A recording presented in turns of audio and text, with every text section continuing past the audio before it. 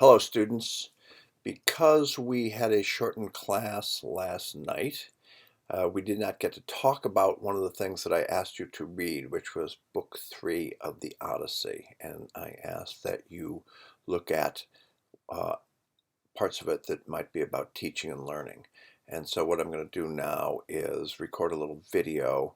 I'm going to drag in some pieces of text and point to the things that I see in that chapter that are specifically about teaching and learning. So it starts off with Minerva telling Telemachus, "Don't be shy, you can talk to Nestor."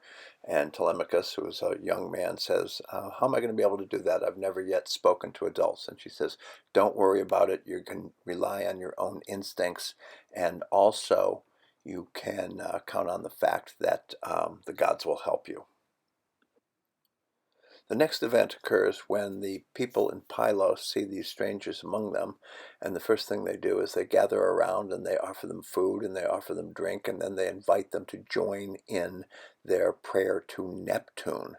And this might seem a little bit strange, but it turns out this is something called zhenya, which is the practice of how you should treat guests. So in Greek culture at this time, when a stranger comes to your place, you are obliged to give them food, give them drink, make them welcome, even before you know who they are. And because Telemachus has been emboldened by Minerva, he speaks up and explains to Nestor and his family and colleagues who they are and what they want from them. And that's when Nestor says to Telemachus, "You know about Agamemnon and how when he came home he was killed by the wicked Aegisthus, but fortunately he had a son Orestes, and Orestes basically got vengeance upon his father's killer." And then he tells Telemachus, "You too then, for you are tall, smart-looking fellow, show your mettle and make yourself a name in story." He's basically advising Telemachus to kill anybody who is doing dirt to his father or his mother.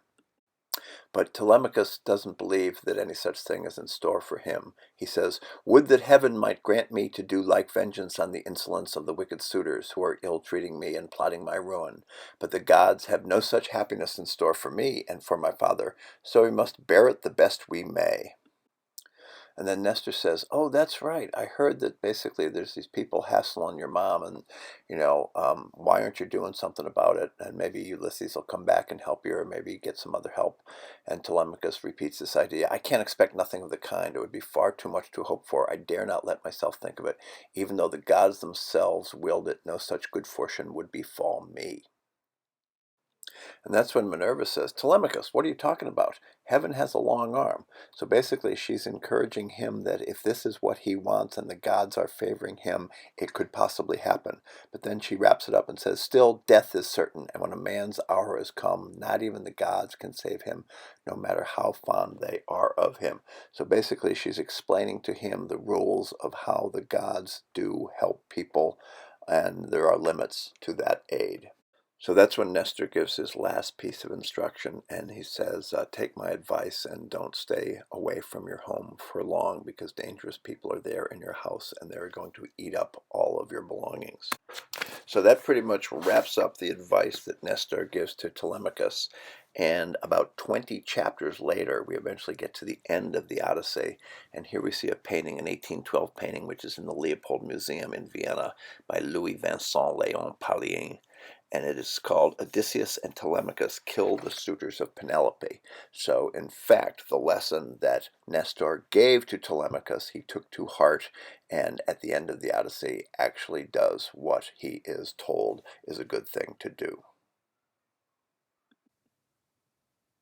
So, there you have it, a bit of advice to youth. If people are hassling your mom and you're a young man, then you probably ought to kill them. And so that is the lesson that is taught in chapter 3 of the Odyssey. And it turns out when we get to the end of that epic poem, we find out that that is what's done. So, a fine piece of didactic literature. See you later.